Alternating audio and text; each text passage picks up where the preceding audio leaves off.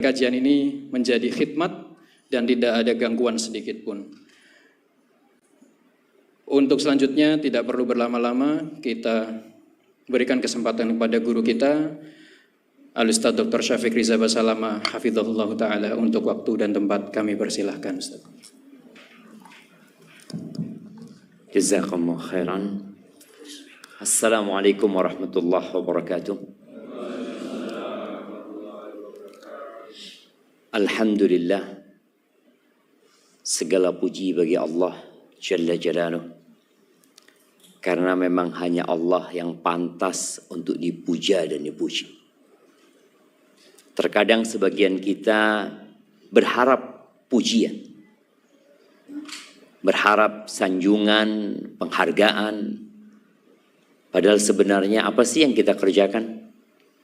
Semua kebaikan yang dapat kita lakukan, semua ketaatan yang dapat kita kerjakan, itu murni karena Allah yang memberikan karunia kepada kita.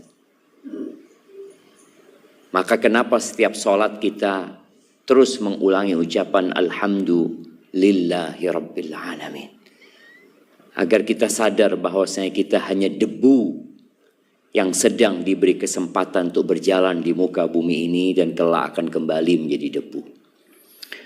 Allahumma salli wa sallim ala abdika wa rasulika Sayyidina wa maulana Muhammadin wa ala alihi wa ashabihi ajma'in. Ya Allah, semoga salawat dan salam senantiasa Engkau curahkan untuk hamba kekasih-Mu, untuk baginda Nabi kita Muhammad alaihi salatu wassalam, untuk keluarga beliau, untuk istri-istri beliau, untuk putra-putri beliau, dan untuk seluruh sahabat Nabi. Semoga Allah meridai kita bersama mereka. Ahlan usahan marhaban buat para jamaah. Ana ucapkan jazakumullah khair buat sahibul bait Bang Rizal yang sudah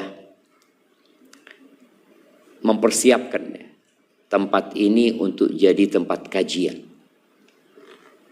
Kalau antum lihat makanan disiapkan, kurang apa antum jamaah? Makanan disiapno, kemudian ustadz didatengno, terus dikongkon ngerungokno, tapi ndak ngerungokno, kan kebangetan kita jamaah. Ana nggak akan lama-lama berbicara di sini, tapi semoga sedikit yang akan kita kaji membuat kita sadar akan hakikat keberadaan kita. Yang pertama anak akan tanya, malam ini tanggal berapa? Kita lihat ada yang mengatakan tanggal 16, ada yang mengatakan tanggal 28.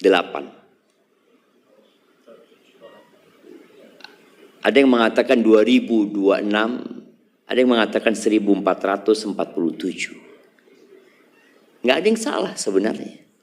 Dua-duanya benar. Kalau kita bicara kalender Masehi, maka kita berada di tahun 2026 dan baru saja kita berpindah tahun, yang sebagian kita sudah bersiap-siap membuat program kerja untuk tahun 2026. Target-target yang hendak dicapai, itu dunia. Tapi sebagai muslim, kita tuh punya Rajab. Mungkin teman-teman yang punya karyawan, coba dites anak buahnya. Hafal nggak kalender umat Islam? Nah, kita mau tes dari sebelah mana? Kanan? Kanan. Yuk, sebutkan kalender Hijriah. Waduh. Sebutkan kalender Hijriah. Syawal. Langsung riyoyoan. Langsung riyoyoan. Yang pertama, apa bulan pertama dalam Islam? Yang ditanya yang jawab. Nah, Muharram. Yang kedua masih.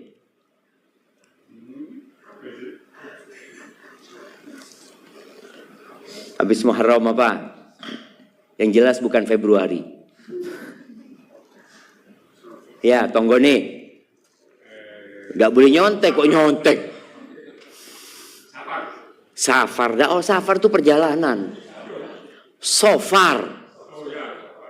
Loh. Iya, sofar. Yang pertama Muharram. Sofar. Lanjut. Lewat. Oke, tonggoi. Pas. Belakang. Belum. Rabiul Awal, Masya Allah. Sing cilik-cilik kayak gini, Masya Allah jemaah. Sing tua iki wis cedek mati tapi sudah hafal kan. Baik, Rabiul Awal. Belakangnya bapaknya kita tanya. Iya. Itu ayahnya kan? Bukan. Yang mana ayahnya? Oke, ayahnya kita tanya. Rabiul Akhir. Padahal Rabiul Awal, Rabiul Akhir langsung. Baik, Rabiul Akhir. Depannya. Kok pura-pura tidak lihat ini. Loh ayo. Habis Rabiul Akhir apa? Ramadan. Oh, oke, sebelahnya. Rabiul Awal semari loh. Rabiul Awal meneng. Jumadil Awal, Jumadil Ula. Oke, depannya. Jumadil Akhir, Masya Allah betul sudah. Rajab sekarang ini bulan Rajab. Nah, kemudian langsung Ramadan. Yo besok Ramadan. Mari Rajab kita tanggal 22 saiki. Masa orang dino ning Ramadan. Sya'ban, oke. Sya'ban. Habis Sya'ban insyaallah semua hafal ya. Sya'ban, Ramadan, terus siapa yang ngomong Syawal mau? Syawal. Iya, Ramadan, Syawal, Dzulqa'dah, Dzulhijjah. Itu tanggalnya umat Islam. Kalender ini berkaitan dengan agama kita. Kalau kalender Masehi mungkin berkaitan dengan administrasi, dengan apa. Oke lah. Itu sudah menjadi pengaruh dari kaum Nasrani. Kalau kita membaca, ternyata memang ada sebuah tulisan dari seorang penulis yang beragama Kristiani. Dia menyebutkan bahwa kalender Masehi memang kalender Kristus. Jadi makanya kalau kita membaca sebelum Masehi itu apa bahasa Inggrisnya?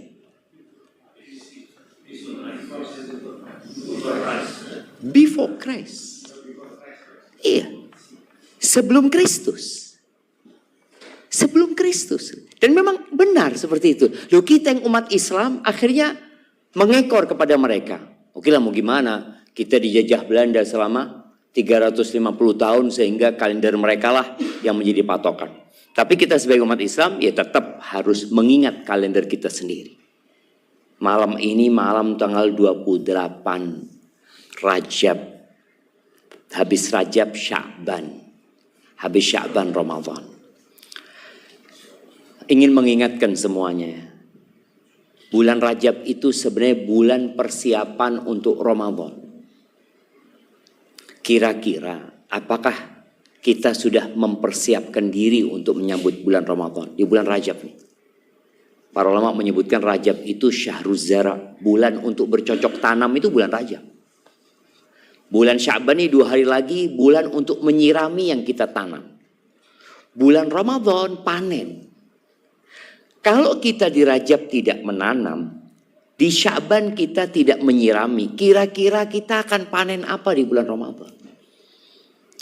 Makanya kalau kita lihat para salafus soleh seperti Imam Syafi'i, kenapa beliau di bulan Ramadan bisa hatam 60 kali? Ya? Kok iso gitu loh? Ya karena mereka sudah persiapan. Kenapa kita? Ya mungkin sebagian kita nggak semuanya. Di awal Ramadan selalu gopoh buat berbuka. Kira-kira persiapan ibu-ibu sebelum masuk Ramadan apa? Sahur dan berbuka. Sahur dan berbuka. Itu yang dipikirkan. Padahal di bulan Sya'ban Nabi Muhammad SAW itu di bulan Sya'ban puasa hampir full. Maka nggak ada ceritanya sahabat memikirkan mau berbuka apa, mau sahur apa. Karena mereka sudah mempersiapkan diri dengan memperbanyak ibadah puasa sunnah. Rajab, Sya'ban. Maka mohon teman-teman merencanakan di bulan Sya'ban ini apa yang mau dikerjakan. Orang kalau punya rencana, insya Allah paling tidak dia akan mengawasi rencana ini. Oh, saya akan hatam di bulan Sya'ban ini 2 kali umpamanya. Mau hatam Quran 2 kali. Berarti sehari harus 2 juz. Saya di bulan Sya'ban ini akan puasa Senin Kemis. Insya Allah jemaah, kalau kita puasa Senin Kemis, hari pertama Ramadan gak akan memikirkan berbuka jemaah. Terus biasa nak puasa gitu. Bukan hari yang spesial, karena spesialnya itu spesial makan. Di bulan Ramadan itu kita melihat ada masakan-masakan, kue-kue yang tidak ada di luar Ramadan. Adanya cuma di bulan Ramadan. Itu menunjukkan bahwasanya kita berpikir perut kita. Bukan berpikir panen pahala. Ya gimana mau panen, memang anak gak nanam apa-apa. Maka semoga ini sebagai pengingat ya, agar kita mempersiapkan diri. Ahibati fillah, dunia ini mengherankan. Kita melewati berbagai macam peristiwa. Ada yang membuat berduka, ada yang membuat orang suka dan gembira. Ada yang bergembira dan bersyukur atas lahirnya anak mereka. Tapi ada juga yang menangis. Ditinggal mati orang-orang yang dia cintai. Ada yang sibuk bekerja. Dan terus bekerja. Tapi ternyata dia mati juga. Meninggalkan semua hasil kerjanya. Sebagian kita yang hadir di tempat ini sepertinya sudah lebih 40 tahun. Siapa yang umurnya di atas 40 tahun? Coba angkat tangan. Coba. Anda mau itu? Oke, sisanya, oh ini 35. Masya Allah. Ya. Tapi Anda mau kasih hadiah. Bicara umur 40 tahun. Buat yang umur di atas 40 tahun. Apa doa yang dibaca waktu umur 40 tahun? Nah, yuk, siapa yang mau jawab? Angkat tangan. Bukan doa. Doa apa yang dibaca? Ada syariatnya. Ada amalan yang ditetapkan oleh Allah langsung. Bahwa ketika umur 40 tahun baca doa ini. Dan boleh jadi sebagian kita sudah lewat tapi nggak baca doa itu. Karena dia nggak peduli juga gitu dengan umurnya. Ingat kalau kita bicara 40 tahun dalam agama kita, maka hitungannya bukan 40 tahun Masehi. Karena Nabi Muhammad SAW, Nabi Isa, Nabi Daud, Nabi Musa, Nabi Ibrahim tidak kenal yang namanya Januari wala Desember. Nggak kenal mereka siapa. Mereka juga nggak kenal dengan namanya kalender Masehi 2025. Mereka kenalnya dengan bulan-bulan yang sudah Allah tetapkan. Maka semoga semua bisa mencatat tanggal lahir anaknya dengan Hijriah juga. Nah, apa doanya? Yang dibaca ketika umur 40 tahun. Orang yang masuk 40 tahun ini sudah masuk usia senja jemaah. Senja apa enggak? Ada yang mengatakan puber kedua. Enggak, itu sudah mau mati. Jadi kalau hari itu ada pagi, siang, dan senja, umur umat Nabi Muhammad SAW itu antara 60 sampai 70. Kalau sampai 60 sampai 70. Sedikit yang lewat dari sana. Jadi kalau dibagi 20 tahun itu waktu pagi, 20 tahun waktu siang, 20 tahun waktu senja. Jadi 20, 20, 20, 60. Dan sedikit yang lewat dari 60 atau 70 tahun. Sebagian kita mungkin bapaknya masih hidup, ibunya masih hidup ya. Dan sudah di atas 60, di atas 70 tahun, Masya Allah. Hendaklah disyukuri nikmat tersebut. Taib. Ayo jemaah. Apa doanya? Yang 40 tahunan itu 40 tahun umurnya. Berapa? Berapa? 47. Masya Allah. Apa doanya?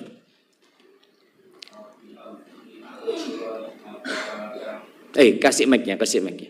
Mana mic-nya tadi? Hafal depannya aja.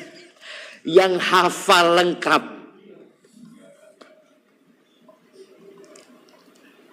Jemaah. Ayo, seumur 40 iki. Kayak napa Johan?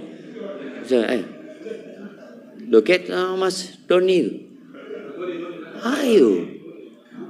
Lu udah hafal opo ceritane? Ki sing umur 40 udah hafal. Kalau kita tanya yang sama anak-anak SD, hafal. Karena diajari sama gurunya. Kita dulu udah diajari.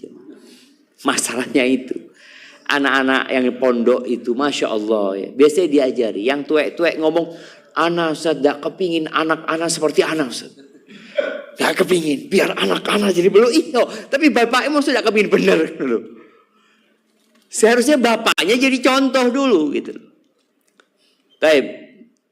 Semua buka Qur'annya. Buka HP-nya sekarang. Buka firman Allah di surat Al-Ahqaf ayat 15. Al-Ahqaf ayat 15. Supaya nanti sampai rumah dihafal ya. Baik, siapa yang mau baca? Fadhal. Ini yang mondok-mondok nih, siapa? Ya Emir, baca Emir. Ayo, bismillah. Itu ambil mic-nya. Al-Ahqaf ayat 15. A'udzu billahi minasy syaithanir rajim. Bismillahirrahmanirrahim. Wa wassaynal insana biwalidayhi ihsana. Hamalathu ummuhu kurhan wa wada'athu kurhan. Wa hamluhu wa fisaluhu 30 syahra. Hatta idza balagha ashuddahu wa balagha 40 sanah qala rabbi awzi'ni an ashkura ni'mataka allati an'amta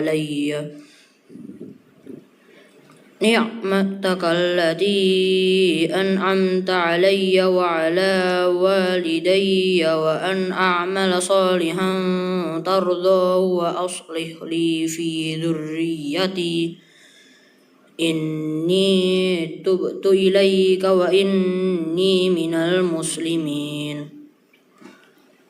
Shadaqallahul adzim. Artinya dibaca.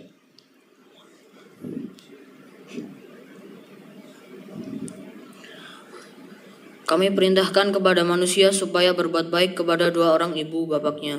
Ibunya mengandungnya dengan susah payah dan melahirkannya dengan susah payah pula. Mengandungnya sampai menyapihnya adalah 30 bulan. Sehingga apabila dia telah dewasa dan umurnya sampai 40 tahun, ia berdoa, "Ya Tuhanku, tunjukilah aku untuk mensyukuri nikmat Engkau yang telah Engkau berikan kepadaku dan kepada ibu bapakku, dan supaya aku dapat berbuat amal yang saleh yang Engkau ridhoi. Berilah kebaikan kepadaku dengan memberi kebaikan kepada anak cucuku. Sesungguhnya aku bertaubat kepada Engkau dan sesungguhnya aku termasuk orang-orang yang berserah diri." Subhanallah jemaah. Dengan sangat gamblangnya Allah menjelaskan. Orang itu biasanya kalau sudah umur 40 tahun mulai sukses. Oh, kasihkan hadiah buat Amar. Nah, uripe wis kena. Sudah punya keluarga, sudah punya anak. Dan dikatakan umur 40 tahun ini umur persimpangan. Allah jelaskan bahwa kami wasiatkan, kami perintahkan kepada manusia agar berbuat baik kepada kedua orang tuanya. Diceritakan bagaimana ibunya hamil, mengandung dia dalam kondisi susah, melahirkan susah. Dan proses dari mengandung, melahirkan, menyusui itu minimal 30 bulan. Lalu Allah katakan hatta idza balagha asyuddahu. Nih bayi nih, kita dulu semua pernah bayi. Yang jenggotnya sudah putih-putih ini pernah bayi enggak dulu? Pernah bayi, tapi kita lupa dengan masa tatkala kita nyusu sama ibunya. Allah ingatkan. Ketika engkau sudah sampai puncak masa muda, ada yang mengatakan puncak masa muda itu umur 33 tahun, asyuddahu. Nanti penghuni surga itu semuanya umurnya 33 tahun. Wa balagha arba'ina sana. Dan sampai ke umur 40 tahun. 40 tahun ini perpindahan dari muda ke tua. Jadi orang kalau sudah masuk umur 40 tahun, iku wis tuwe. Sebagian kita tidak merasa tua. Pancet nom. Kalau pakai baju ya. Emang ada bedanya jemaah? Arek nom mbek wong tuwek klambine. Beda enggak? Beda kan sebenarnya kan? Kelihatan oh ini masih muda. Tapi ada orang yang sudah tua-tua tetap gayanya gaya arek nom. Kalau gaya anak muda cepat-cepat di soft pertama di masjid enggak apa-apa. Tapi kadang-kala enggak. Masih di tempat-tempat yang seharusnya dia sudah tidak ada di tempat itu. Allah sebutkan di sini. Ketika sampai umur 40 tahun, apa sih doa dia? Udah dikasih kesempatan sama Allah hidup sampai 40 tahun. Sebagian kita mungkin yang punya teman-teman SMA sudah mati. Ketika SMA. Ketika kuliah. Sebelum 40 tahun sudah mati. Kita dikasih sama Allah Azza wa Jalla waktu yang lebih dari mereka. Maka doanya Rabbi auzi'ni an ashkura ni'mataka allati an'amta alayya. Wahai Rabbku, berikan petunjuk kepada aku. Bantulah aku ya Allah untuk dapat mensyukuri nikmatmu yang kau berikan kepada aku. Bicara nikmat, rizki itu ada dua. Rizki yang nikmat, rizki yang nikmat. Jadi bahasa Arabnya ada ni'mah pakai ain, ada nikmah pakai qaf. Ni'mah itu artinya kenikmatan, nikmah itu artinya bencana. Kalau pakai qaf. Rizki itu ada yang jadi nikmat. Kapan rizki itu jadi nikmat? Ketika rizki itu dari sumber yang halal dan mengantarkan kepada kebaikan. Karena ada yang rizkinya halal tapi buat maksiat. Maka nggak jadi nikmat, jadinya nikmat.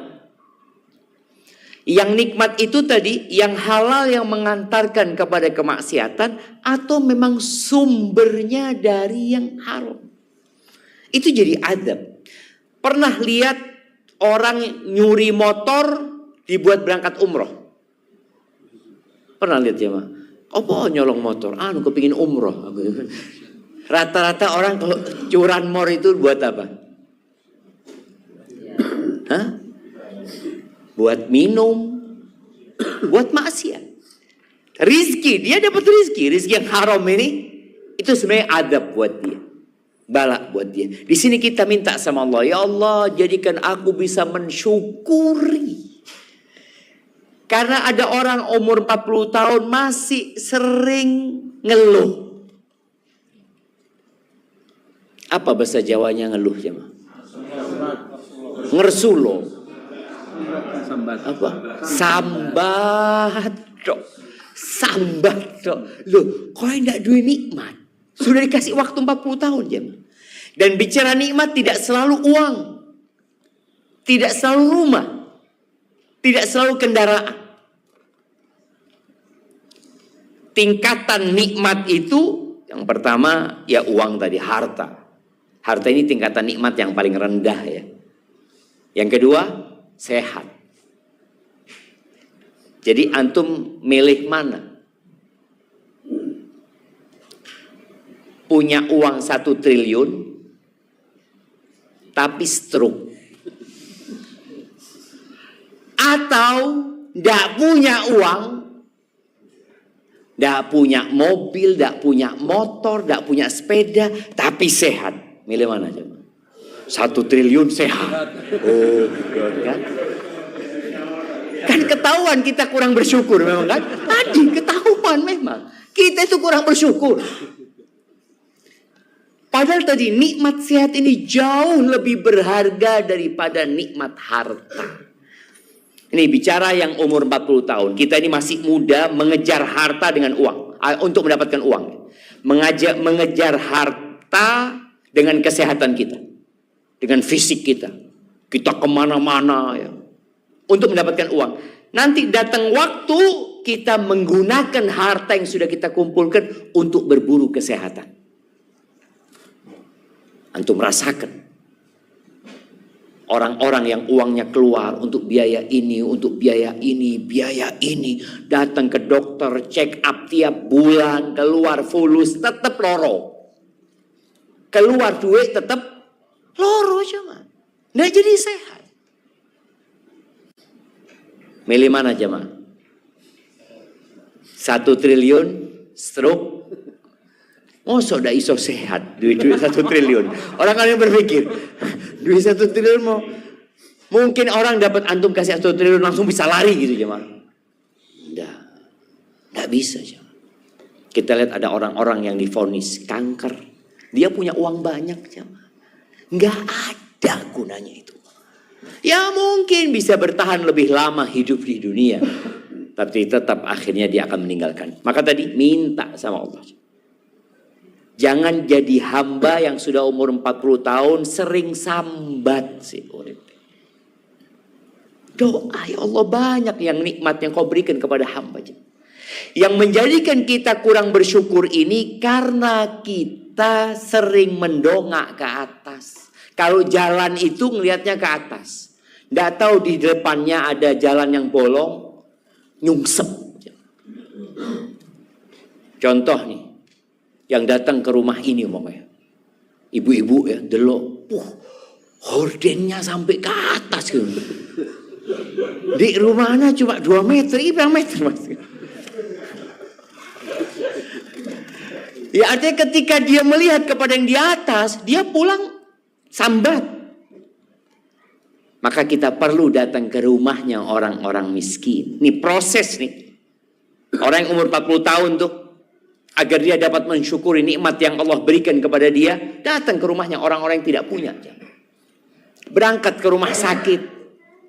Ada rumah sakit itu bagian orang-orang yang dibuka tengkorak kepalanya yang karena kecelakaan itu apa namanya? Apa namanya? Pemulihan ya. Biasanya habis operasi yang belum sadar-sadar. Apa? Rehab. Masuk rehab cuma. Wis dak ro apa jenenge. Nanti antum cari ono jenenge itu. Tapi yang jelas tadi kita akan lihat ya Allah nyekel kepala kita. Alhamdulillah. Ana melihat yang kepalanya dibuka ya. Ana melihat yang di kakinya itu ada besi-besi jamaah ya. Seperti itu ana lihat. Ana dibawa sama orang rumah sakit habis ngisi khutbah Jumat. Ustaz Aizat, ana ajak Ustaz doakan kata dia. Ana ketika ngelihat itu ndak ada harganya duit jamaah. Ana lihat ya Allah, banyak nikmatmu ya Allah. Kalau enggak kita akan sambat terus. Hafalkan doa ini. Kita perlu minta tolong sama Allah supaya dibantu. Kalau tidak, kita tidak akan sadar. Kita akan selalu mengeluh. Kita akan merasa nggak punya apa-apa. Seakan-akan Allah tidak berbuat baik kepada kita. Padahal banyak kebaikan Allah Azza wa Jalla. Dan kemudian setelah nikmat yang diberikan kepada kita, doa selanjutnya wa ala walidayya. dan nikmat yang kau berikan kepada kedua orang tuaku. Jadi anak kalau sudah umur 40 tahun, ingat pangkatnya tetap anak. Walaupun engkau lebih sukses daripada orang tua, walaupun engkau lebih hebat daripada orang tua, pangkatmu tetap anak. Kalau nggak ada orang tua, nggak bakal jadi seperti ini kita jangan. Walaupun orang tua anak zalim, Ustaz, tetap kalau nggak ada orang tua, antum nggak ada. Maka mohon kepada Allah agar kita dapat mensyukuri nikmat yang diberikan kepada orang tua. Lalu wa an a'mala salihan tardah. Ini yang ketiga yang diminta. Dan berikan petunjuk kepada aku, bantulah aku ya Allah, agar bisa melakukan amal soleh yang kau ridhoi ya Allah. Kenapa yang Allah ridhoi? Karena ada amalan yang kita anggap soleh padahal nggak soleh. Contoh, ini yang kepingin umroh, yang pulang umroh. Umroh itu amal soleh nggak? Oke, haji itu amal soleh nggak? Allah ridhoi nggak? Nggak semuanya. Karena amal soleh yang diridhoi Allah itu syaratnya 2. Syaratnya 2. Sebutkan syaratnya. Siapa yang mau jawab? Angkat tangan yang mau jawab. Nah, yang pertama ikhlas, yang kedua oke. Barakallahu fikum. Fadhal. Jazakallahu khair ya. Yang pertama ikhlas. Apa gunanya umroh kalau tidak ikhlas? Bukan amal soleh. Nggak diridhoi sama Allah Azza wa Jalla. Haji, alhamdulillah Ustaz. Haji 27 kali. Ada yang haji 27 kali ya? Ada petugas haji. Loh, iya jemaah, tiap tahun haji deh. Tiap tahun haji terus. Apakah jadi amal soleh? Kalau ikhlas. Kalau nggak ikhlas ya bukan amal soleh. Bahkan Allah murka. Kita tahu korek api neraka itu adalah orang-orang yang kelihatannya melakukan amal soleh padahal nggak soleh. Yang umur 40 tahun juga perlu bermuhasabah. Kira-kira amalanku ini diterima nggak ya Allah? Saya sudah haji alhamdulillah Ustaz. Saya sudah umroh saya ini. Kira-kira itu anak sodako, anak bangun masjid, anak ngaspal jalan. Ikhlas enggak? Kalau ternyata kayaknya enggak Ustaz.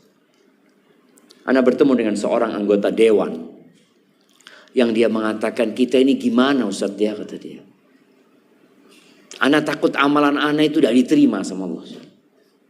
Kalau kurban anak kadang kala kurban itu 40 ekor sapi Ustaz. Tapi di tempat yang milih anak itu apa namanya? Dapilnya anak Ustaz. Anak sembelih sapi. Terus terang niatnya anak supaya milih anak mereka. Loh iya. Niatnya itu gitu loh. Tidak diterima Ustaz. Ya diterima anak. Tidak diterima. Itu yang didapatkan itu. Kan minta suara kan. Itu yang didapatkan. Makanya nggak jadi amal soleh. Syaratnya tadi ikhlas dan sesuai dengan aturan. Pokoknya orang haji. Ana Ustaz, karena haji ini ngantri panjang. Ana wis yang penting berangkat umroh Ramadan kan podo be haji Ustaz. Nggak haji dia. Hajinya diterima enggak? Diterima enggak? Ya enggak. Dapat pahala haji, tapi belum haji. Jangan akhirnya pulang ganti nama. Oh kok usana umroh Ramadan katanya haji bersama Nabi SAW. Tadi harus sesuai dengan aturan. Maka kita minta sama Allah supaya kita dibantu untuk melakukan amal soleh. Tardahu, yang engkau ridhoi ya Allah. Koreknya api neraka tadi disebutkan ada 3. Yang pertama ustadz. Koreknya api neraka itu ustadz. Orang yang hafal Quran. Yang kedua, orang yang mati di medan perang berjihad. Yang ketiga, orang kaya yang suka berbagi. Itu koreknya api neraka. Dalam kacamata manusia mereka adalah orang-orang hebat. orang-orang baik semuanya. Kenapa jadi korek api neraka? Ternyata amal mereka nggak Allah ridhoi. Apa penyebabnya? Nggak ikhlas. Yang ustadz, yang hafal Quran ditanya, kenapa engkau belajar? Kalau aku belajar untuk mencari keridhaanmu ya Allah. Aku ngajarkan kepada manusia. Aku menghafal Al-Quran untuk mencari keridhaanmu ya Allah. Apa kata Allah? Kadzabta, bohong. Allah tahu dengan isi hati kita. Dan kita datang kajian ini karena apa? Tidak enak Mas Rizal. Diundang. Umpamanya kayak gitu. Itu nggak apa-apa jadi pendorong. Karena ada orang berangkat haji karena tidak enak.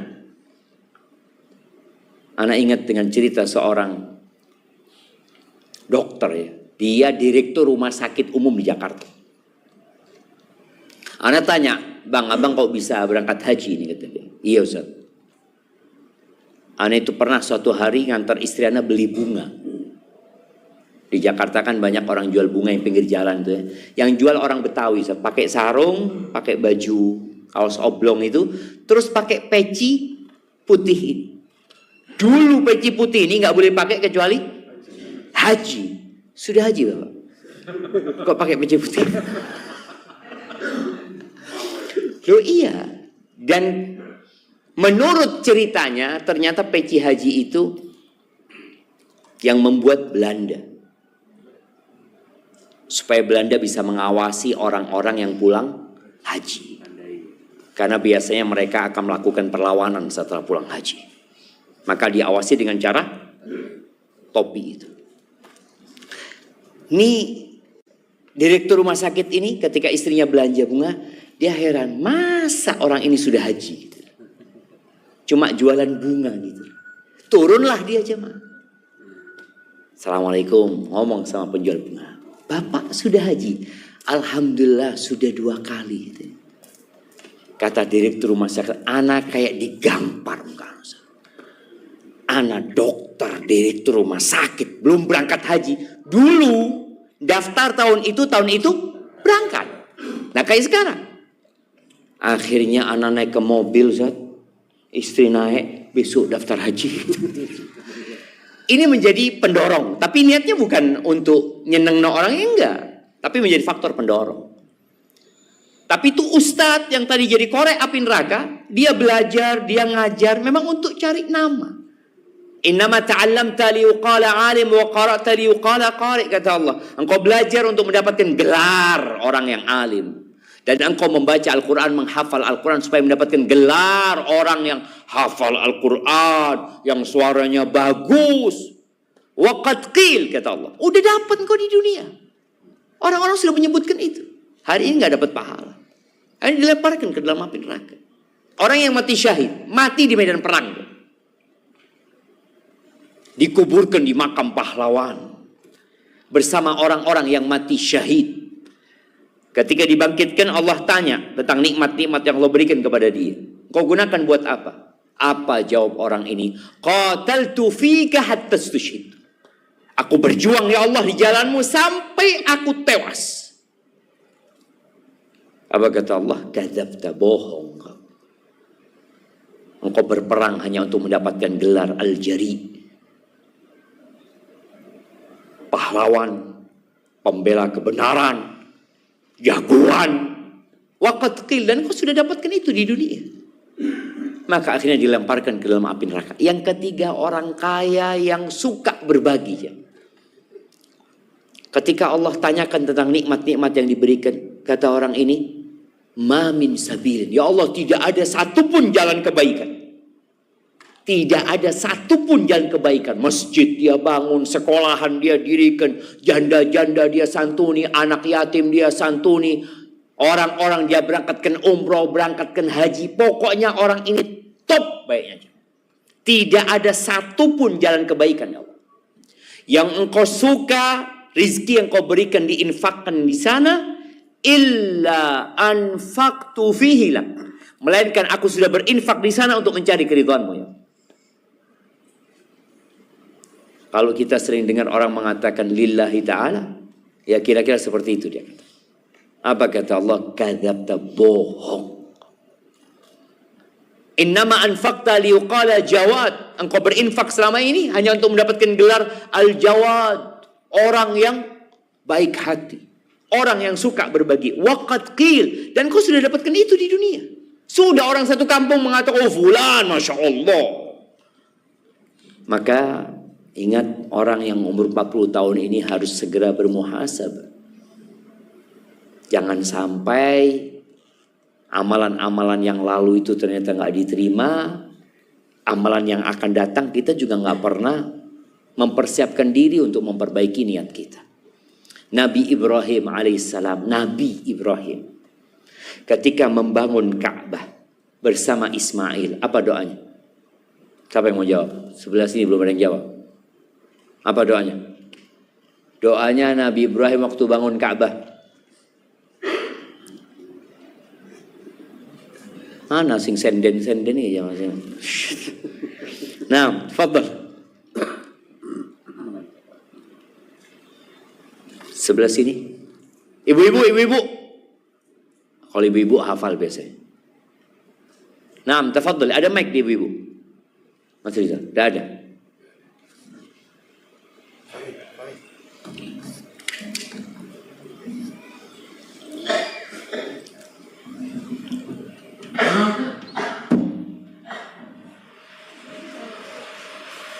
Ada yang bisa jawab?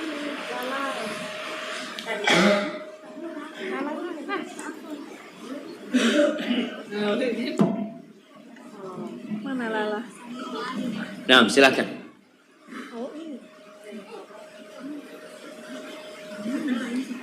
Doanya Nabi Ibrahim waktu bangun Ka'bah.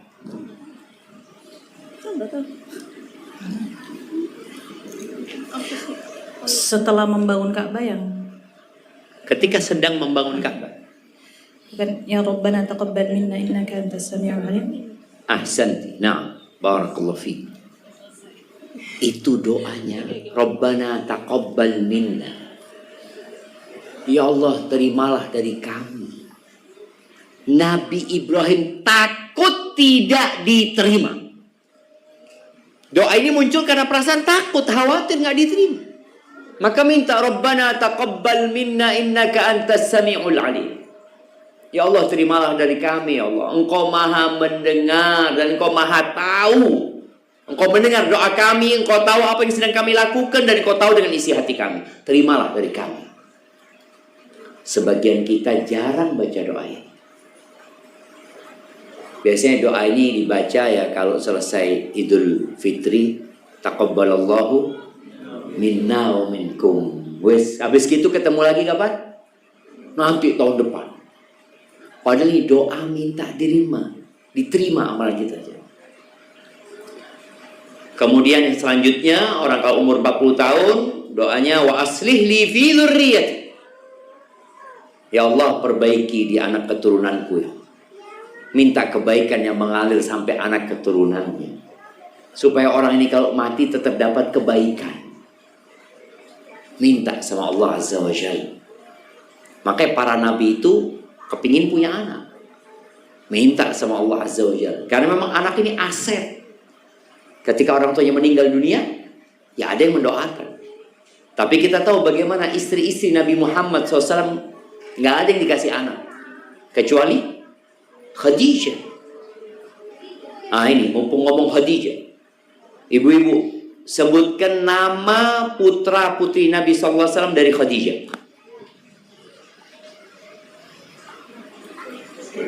Ada yang mau nyoba jawab, Ibu? Marita.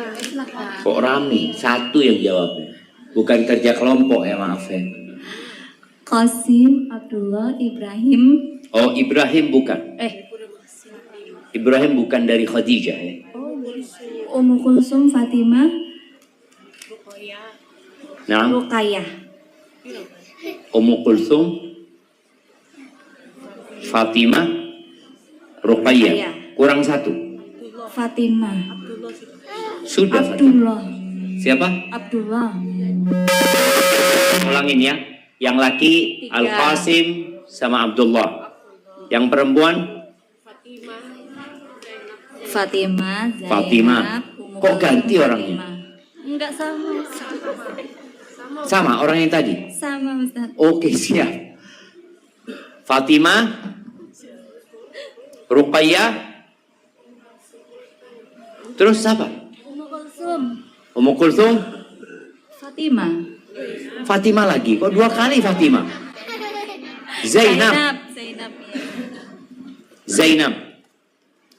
Nah, Nabi SAW memiliki putra dan putri, tapi mereka meninggal dunia semua sebelum Nabi meninggal dunia, kecuali Fatimah. Bayangin, ujian dari Allah. Bapak nguburkan anaknya 1, nguburkan anaknya 2, 3, 4, 5, 6. Bapaknya masih hidup. Gimana ujian buat Nabi SAW? Kecuali Fatimah. Tapi yang jelas di sini kita berdoa supaya Allah memperbaiki anak keturunan kita. Kebaikan yang mengalir sampai ke anak keturunan kita. Yang nggak punya anak, Aisyah nggak punya anak. Kalau Aisyah punya anak, ya mungkin nggak akan sebanyak ini hadis yang diriwayatkan Aisyah. Aisyah meriwayatkan hadis 2.200 kira-kira. Istri-istri Nabi yang lainnya juga nggak punya anak. Tapi mereka menerima takdir Allah Azza wa Jalla. Tapi kemudian inni tubtu ilaik. Ini pernyataan. Kalau tadi doa, yang akhir ini pernyataan. Inni tubtu ilaik. Aku bertobat kepadamu.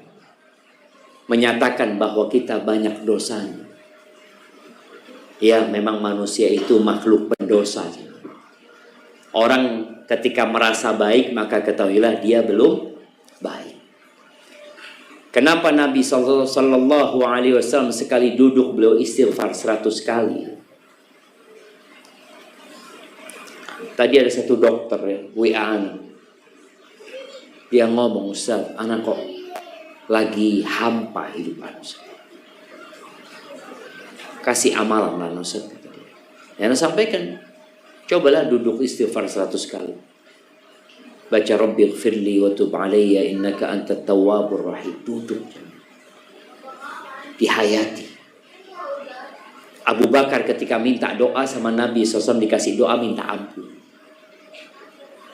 Bukan doa minta rizki, tapi minta ampun. Baik, kemudian yang terakhir pernyataan juga wa inni minal muslimin, dan sungguh aku termasuk orang-orang muslim. Ahibati fillah, buat orang-orang yang umur 40 tahun ini, kalau tadi dikatakan dia perlu introspeksi diri untuk mempersiapkan masa depan. Dunia ini tidak punya masa depan. Jadi kalau orang bicara masa depan nanti 2030, 2045, 2100 mungkin, berapalah. Tapi yang jelas dunia ini tidak punya masa depan. Masa depan dunia ini kehancuran. Allah Azza wa Jalla berfirman, "Idza zulzilatil ardu zilzala." Itu masa depan bumi ini. Masa depan bumi ini Allah berfirman, "Idza sama'un fatarat."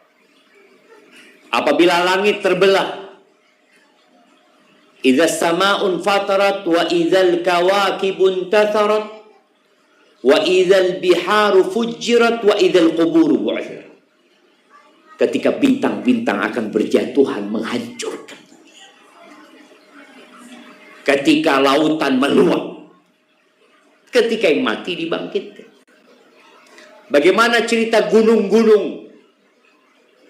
Orang sekarang paling senang berangkat ke gunung. Tempat-tempat yang menjadi wisata biasanya kalau nggak pantai, gunung. Bagaimana cerita gunung Semeru?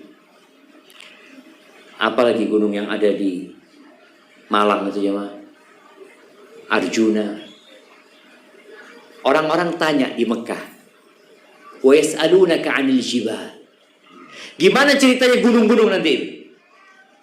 Faqul yansifuha rabbi nasfa. Sampaikan kepada mereka. Tuhanku akan menghancurkannya sehancur-hancur. Fayadharuha qa'an safsafa.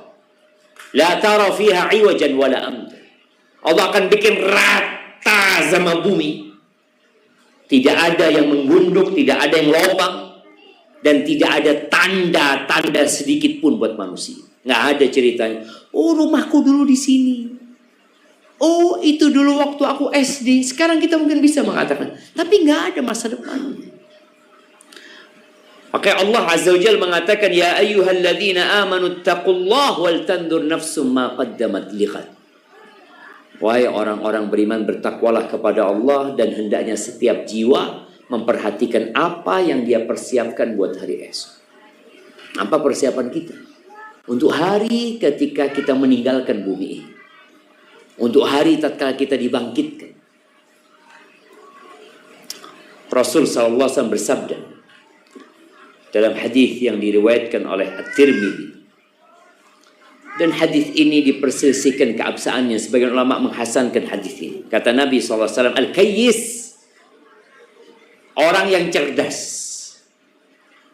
Sekarang kalau kita berpikir orang yang cerdas itu siapa sih jemaah? Elon Musk itu cerdas enggak? Cerdas ya. Elon Musk itu berpikiran seakan-akan dia itu tahu buminya akan hancur. Maka dia ingin membuat pemukiman di Mars sana. Ya. Menurut kita orang yang cerdas itu orang yang bisa menjadikan uang 1M jadi 1T. Itu pintar. Atau orang yang bisa menemukan berbagai macam hal yang dibutuhkan oleh manusia. Padahal penemuan dia akan ditinggal. Hasil kerja dia juga akan dia tinggal. Al-Kayyis, orang yang cerdas yang sebenarnya, mandana nafsahu wa amila lima ba'dal maut. Orang yang cerdas itu adalah orang yang suka menghisap diri. Suka duduk merenung. Kira-kira wis kenal pun ndak aku dia. Wa amila, dan dia beramal untuk yang sesudah kematian. Kebanyakan orang cerdas itu beramal untuk masa pensiun di dunia ini. Ya nanti lu tua saat anak kepingin punya rumah yang belakangnya ada kolamnya, kalau bisa ada sungainya, le iso ono nyambe atau ono bajole. Umpamanya dia berpikir bagaimana di masa tua dia tuh seneng. Ya anak nggak kepingin ngerepoti anak Ustaz, ya ada. Kita berpikir ini cerdas loh. Cerdas, tapi dangkal pikiran. Dia hanya memikirkan yang 70 tahun. Dia hanya memikirkan yang 80 tahun. Yang sebenarnya orang cerdas beramal untuk yang setelah mati. Ya opo aku mati seneng. Bagaimana tatkala anakku, tatkala istriku mengeluarkan aku dari rumah, aku di tempat itu senang.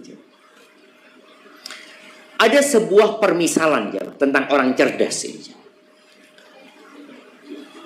Jadi ini permisalan, bukan kejadian nyata. Banyak permisalan dibuat agar orang bisa lebih memahami. Ada sebuah kota di tengah-tengah padang pasir. Di kota itu tiap 5 tahun ada pemilihan raja. Raja yang terpilih bisa menikmati apa saja, tapi hanya 5 tahun. Setelah 5 tahun, raja itu akan dikeluarkan dari kota itu ke padang pasir yang gersang. Maka raja itu di akhir-akhir masa jabatan dia akan stres. Kenapa? Dia akan meninggalkan semua kesenangan yang ada dan diarak sama orang-orang itu, jamaah raja itu dikeluarkan dari pintu gerbang, ditutup. Dia akan mati kelaparan, kekeringan di sana. Waktunya cuma 5 tahun. Akhirnya pilihlah raja berikutnya. Subhanallah, raja berikutnya ini Di hari dia mau diusir, tidak sedih, tidak stres, tidak cemas. Dia senang. Maka rakyat bingung loh. Kok ini berbeda raja ini? Ternyata ketika pintu gerbang itu dibuka, dia sudah membuat taman dan tempat tinggal di padang pasir sana. Jadi di masa dia menjabat 5 tahun itu, dia membuat pipa-pipa yang dialirkan ke padang pasir yang gersang. Itu gambaran kematian. Jadi kalau kita tidak pernah mempersiapkan untuk membangun rumah kita, artinya raja tadi ketika dia punya kuasa, loh aku punya uang, aku bisa uang ini aku gunakan untuk beli apa saja. Kan raja itu bebas berbuat waktu itu. Kita pun Allah kasih kesempatan, dikasih harta sama Allah Azza wa Jalla. Maka gunakan untuk yang setelah kematian. Wal ajiz, dan orang yang bodoh.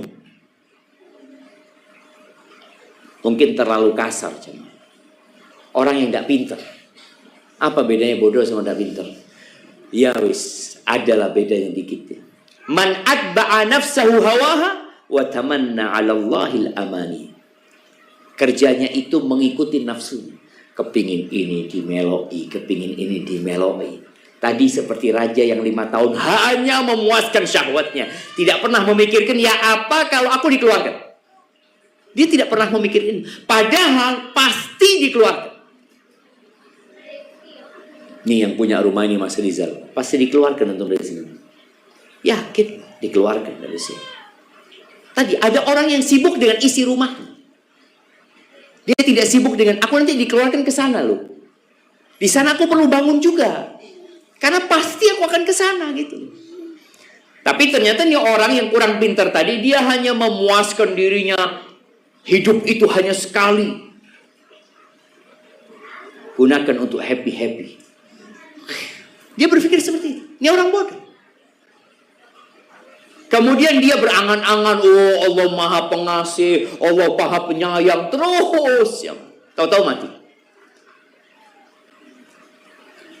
Maka buat yang sudah berumur 40 tahun, hendaklah bermuhasabah. Mulai kita bangun rumah kita yang di sana. Persiapkan rumah kita yang di sana. Persiapkan tempat tinggal kita yang di sana. Engkau mau istri berapa di sana? Bapak-bapak. Loh iya, di dunia situ ruwet. Iya, tapi di sana kita persiapkan. Bagaimana caranya supaya Anda bisa milih bidadari? Nih ada sebuah hadis ya.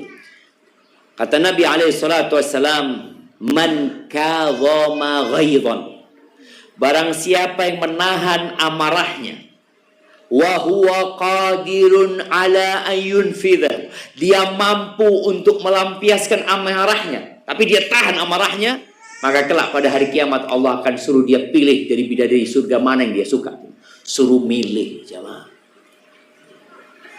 Oh gitu saja. Nah ini termasuk tadi persiapan. Kita perlu punya ilmu. Apa saja yang harus anak amalkan supaya nanti anak punya itu. Anak kepingin bidadari 72. Bisa nggak jemaah? Loh, bisa. Kata Allah Azza wa Jalla, fiha ma tashtahihil anfus. Di surga itu apa saja yang disukai oleh syahwat manusia jemaah. Apa saja, kok kepingin ini datang. Sampai ketika ada awan nanti jemaah. Orang-orang ini lagi duduk ya. Yang laki-laki biasa lah ngobrol sama laki-laki, yang perempuan sama perempuan. Tahu-tahu ada awan. Awan itu berhenti mengatakan, madza tuhibbuna an numtirakum. Ada suara mengatakan, kalian kepingin hujan apa? Ada yang kepingin makanan, kepingin ini itu. Sampai mereka mengatakan, kita minta hujan bidadari.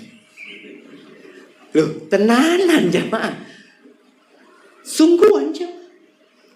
Itu di surga. Maka tolong, ya, kita perlu mempersiapkan diri. Tapi apakah orang yang sudah umur 40 tahun ini nggak boleh mengembangkan usahanya? Ya, boleh. Dia mau nambah aset, boleh. tapi tetap ambisinya akhirat tadi. Persiapan untuk setelah mati. Persiapan untuk setelah mati. Tapi kalau enggak Anda mengembangkan usaha, ya sekedar buat senang-senang di dunia, ya jadi orang bodoh kita. Ada apa kita capek-capek kalau kita akan tinggal? Apa yang akan kita dapatkan? Ya cuma senang di sini. Setelah itu kita akan susah. Maka buat kawan-kawan mungkin yang ingin menambah usahanya silahkan, tapi ambisinya tolong setelah kematian. Bukan masa tua, tapi setelah kematian. Dan hal itu dibutuhkan tentunya kita belajar apa saja sih persiapan untuk setelah kematian. Maka ngaji. Paling tidak kalau sholat Jumat itu soft pertama. Siapa yang hari ini Jumatan soft pertama? Kasih dia. Masya Allah, satu kasih. Nah, ini orang tua soft pertama dan sing dilakoni sama. Ya, kasih beliau. Nah, belakang tadi soft pertama. Nah, mana yang soft pertama lagi ya, Ma? Baik, yang soft terakhir. Ambil aja. Yang hari ini soft terakhir yang berdiri.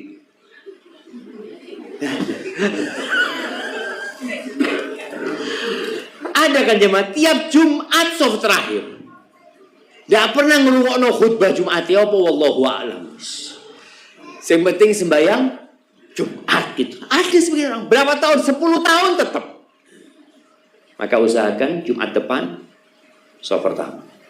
Untuk persiapan Ramadan juga. Kita sudah masuk ke bulan Sya'ban. Bulan Sya'ban itu bulan diangkatnya amalan. Usahakan aja. Kita berada di soft pertama. Kalau yang pertama full, ya kedua.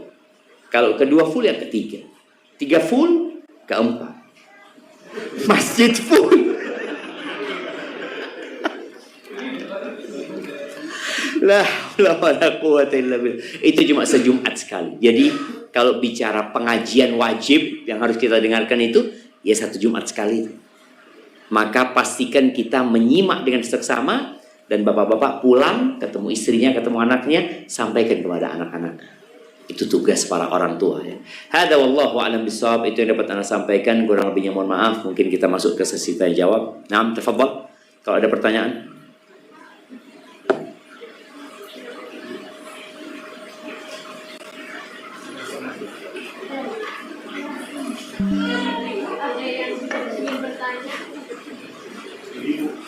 Ya. Bismillah. Assalamualaikum warahmatullahi wabarakatuh. Mengenai niat ikhlas tadi Ustaz. Apabila kita itu melakukan amal soleh, asalnya kita ikhlas. Kemudian pada saat beramal soleh, setelahnya ataupun pada saat beramal soleh itu mungkin ada gangguan ketidakikhlasan gitu Ustaz. Mungkin ingin dilihat atau lihat dan segala macam. Kemudian setelah itu sadar dan bertobat. Setelahnya tapi setelahnya itu. Apakah pahalanya yang tadi itu bisa kembali lagi atau karena kan kalau sudah nggak ikhlas itu kan terhapus begitu Ustaz pahalanya. Jazakallahu khair Ustaz. Barakallahu fiik. Bicara niat itu sebelum beramal. Kemudian dalam pengamalan itu sendiri niat mendampingi. Kadang-kala kita ikhlas, ada yang ikhlas dari awal tapi di tengah rusak. Kemudian ada orang yang berusaha untuk memerangi niat riya dan ujub itu jamaah, dan dia berhasil. Jadi amalan itu tetap ikhlas. Tapi ada yang awalnya ikhlas, di tengah kemudian dia riya, dan dia tidak melawan riyanya. Akhirnya amalan itu jadi gugur. Ada yang dari awal memang tidak ikhlas. Contoh, sholat ya. Sholat ketika ada mertua datang, tak sembayang lah, jangan ditelok. Allahu Akbar. Dari awal memang buat mertua, tidak diterima sudah jemaah. Dia memang nggak ikhlas seperti itu. Tapi kalau pertanyaan tadi, bagaimana ketika kita mengamalkan amalan ini ikhlas?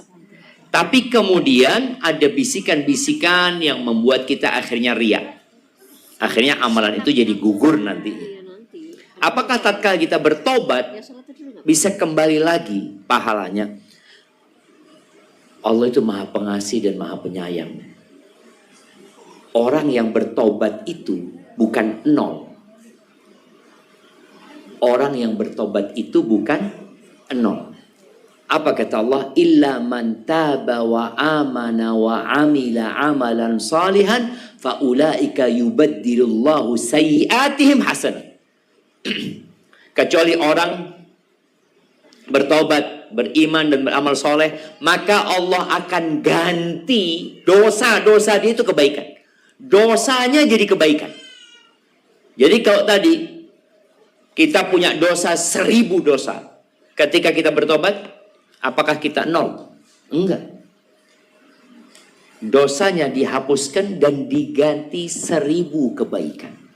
Jadi insya Allah tadi kalau ada orang yang riya, kemudian dia bertobat dengan taubatan nasuha, Allah akan ganti menjadi kebaikan. Itu dari rahmat Allah Azza wa Jalla kepada hambanya. Jadi amalan yang gugur itu dengan taubat dia, insya Allah Allah akan ganti dengan amal kebajikan. Hadza wallahu a'lam. Nah, ibu-ibu, kayaknya lapar ibu sudah. Anda lihat bapak-bapak ini sudah mulai matanya merah ya. Padahal hari ini hari libur loh jemaah. Bukan udah anak mulai kerja Ustaz, kesel apa. Tapi anak rasa kita cukupkan sampai di sini. Entar lagi mungkin jamaah akan sholat isya berjamaah tempat ini. Ana berikan ke MC kita jazakallahu khair.